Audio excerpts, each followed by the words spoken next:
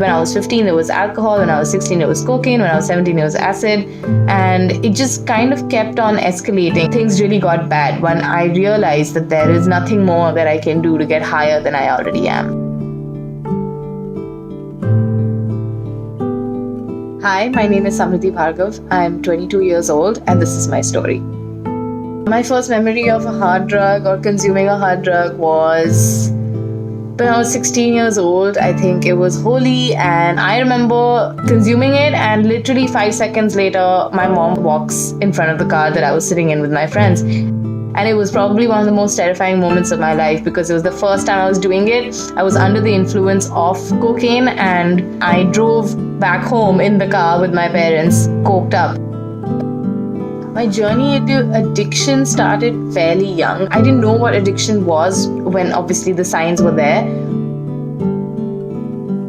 I started smoking pot regularly when I was 14. After the first time, I never really stopped. My usage just kept getting higher and higher. First, pot was more than enough for me, and then pot and alcohol was not enough for me, and then I just needed more, and nothing would satisfy the level of intoxication that I wanted to reach. And I think that's where things really got bad.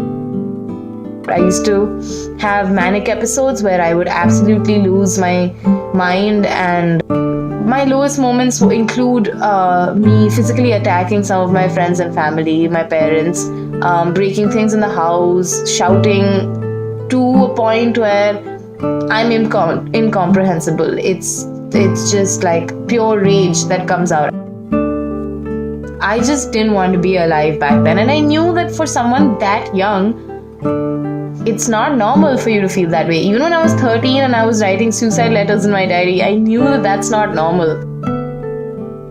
I was already on a bunch of psychiatric medication, and so I had a lot of pills saved up, a lot of antidepressants and anti-anxiety and antipsychotics and mood stabilizers and you name it. Took them all, and I stole a bottle of whiskey from my brother's bar, and I spent the next hour just consuming all these drugs. And I reached out to someone in my haze, and I don't remember it, but I reached out to someone for help.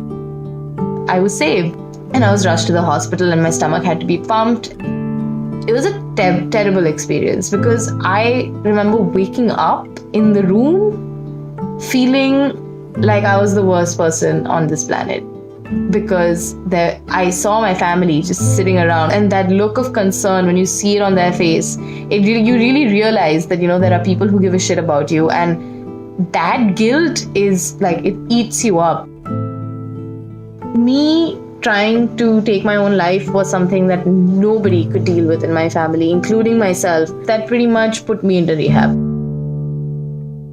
My first day at rehab was probably one of the scariest days of my life. I was extremely scared about entering a new place and living there. No phone, no internet, no TV, no magazines, no newspaper. There was nothing. You had no access to the outside world.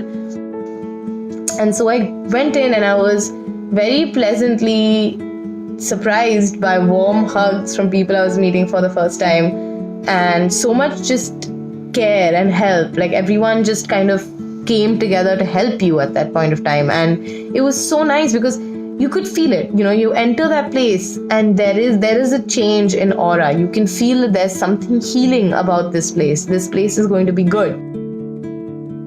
Rehab had a very eccentric doctor, and he was nothing like any other doctor that I've seen before. And I had seen quite a few, so I was pleasantly taken aback. He had created this program. He had these fundas, so short fundamentals, and they were just engraved on these little metal plates, and they were on the side of the path that you have to take to get to any place at land. So every time you took a walk, you would end up reading a lot of these fundas. And on top of that, doc would give therapies about these fundas. And I think there were a few of these things that really stuck with me.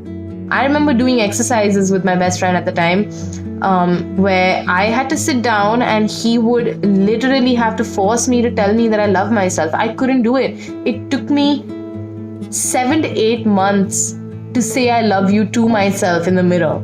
And this is one of the most basic mental exercises that we used to do there.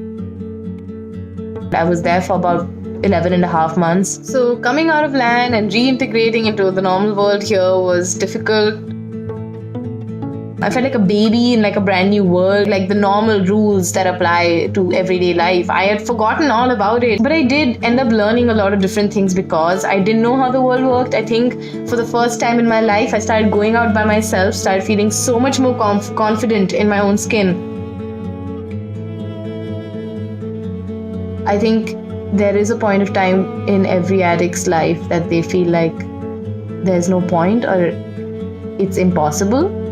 Recovery feels like a lie and happiness feels like a lie and being clean is just impossible. And I'd like to definitely say that state of mind that you experience at that given point in time, that's the thing that's not real. And that's the thing that keeps all the good things from being real. And if you can get past that, if you can get past the darkest days, then you can always improve your life however you wish to improve it.